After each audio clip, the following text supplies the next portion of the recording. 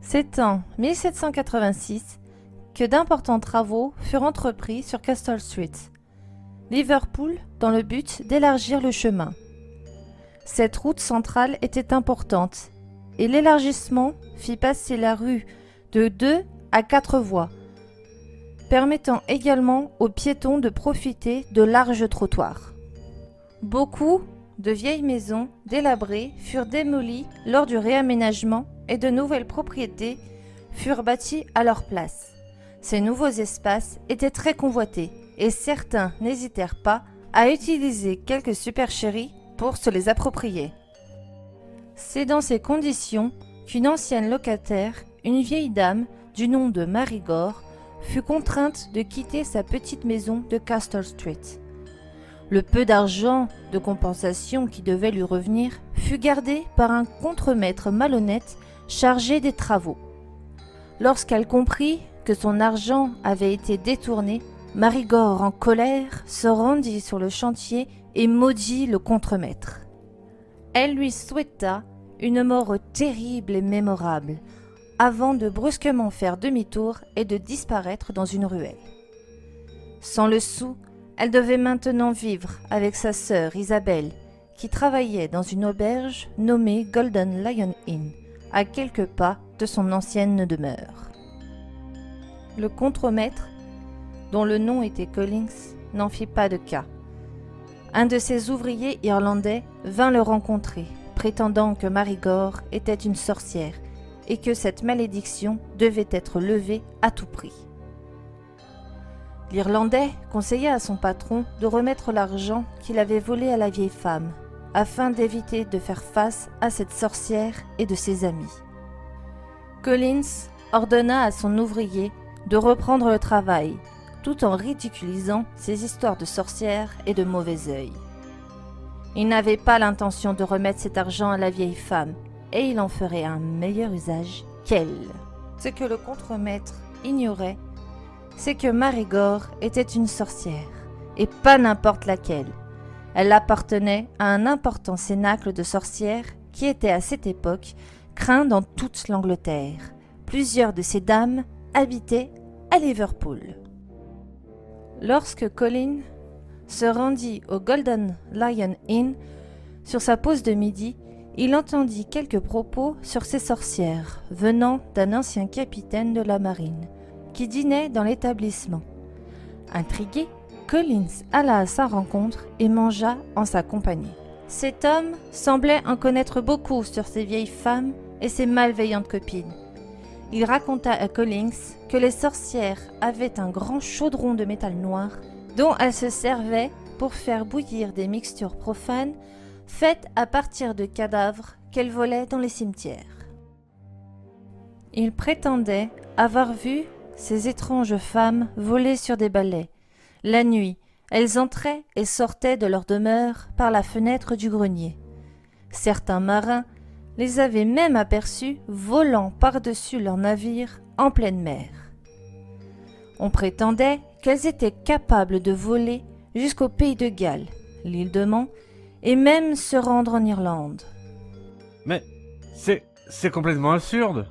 Déclara Collins, qui avait du mal à cacher sa nervosité. Mary Gore, qui venait de pénétrer dans l'établissement, apparut soudainement près du contremaître et le présenta à sa sœur en disant « Regarde Isabelle, c'est l'homme qui a volé mon argent. Je l'ai maudit et il va mourir d'une mort lente et douloureuse. » Sursautant de colère, Collins lança sa cruche de bière en direction de la tête de la vieille femme, qui l'évita de justesse. Isabelle s'interposa et demanda à sa sœur de retourner dans ses appartements.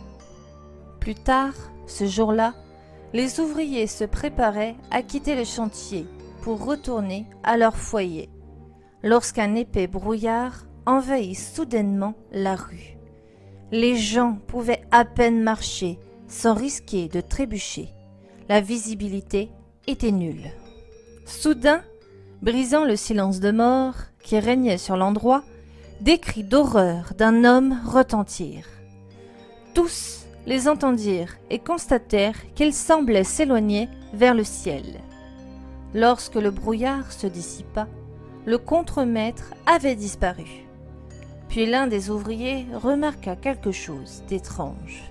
Il pouvait voir une drôle de silhouette qui se trouvait sur la girouette du bureau de change.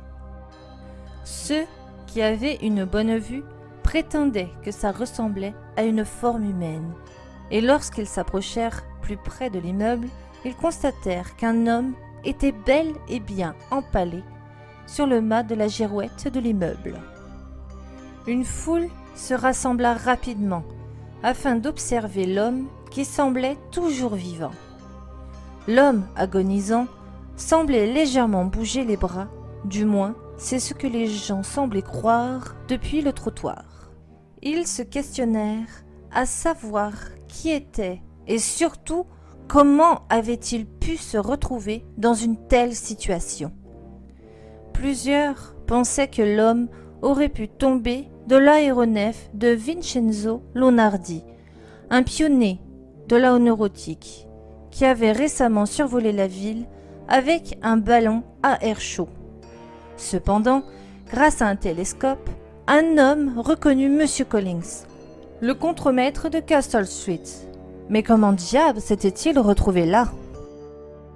Alors que les autorités cherchaient une solution pour aller chercher le corps de M. Collins, un grand nombre d'oiseaux noirs fit leur apparition. C'était un rassemblement de corbeaux qui n'allait pas rater une occasion de s'inviter à un tel repas.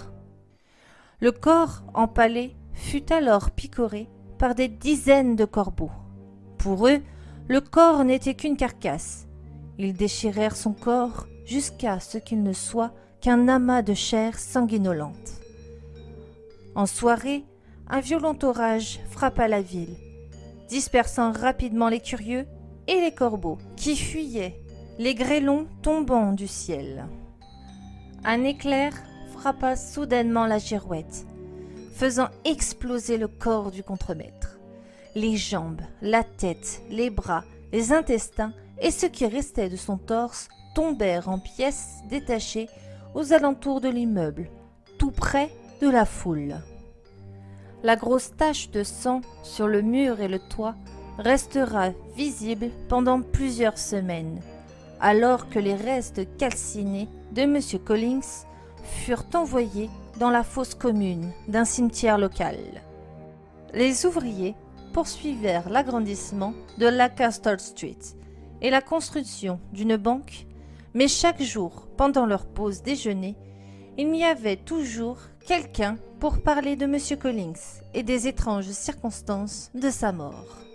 Les spéculations allaient bon train, et tous se demandaient comment le pauvre homme en était venu à être empalé sur une girouette.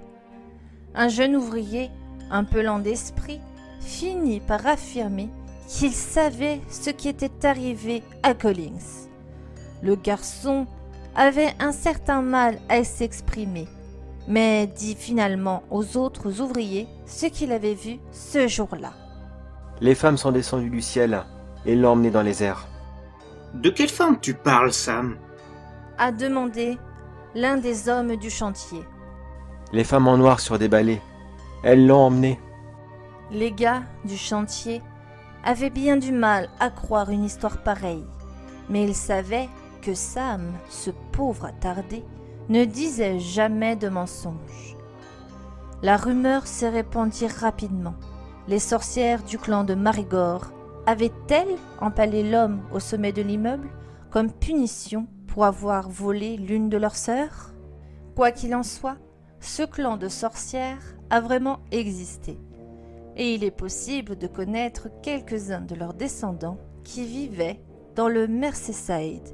Si votre nom de famille est Gore, Molly, Loftus et McGoglin, peut-être avez-vous du sang de sorcière qui coule dans vos veines. Ces noms sont rattachés à ces énigmatiques cénacles qui marquaient l'histoire de Liverpool.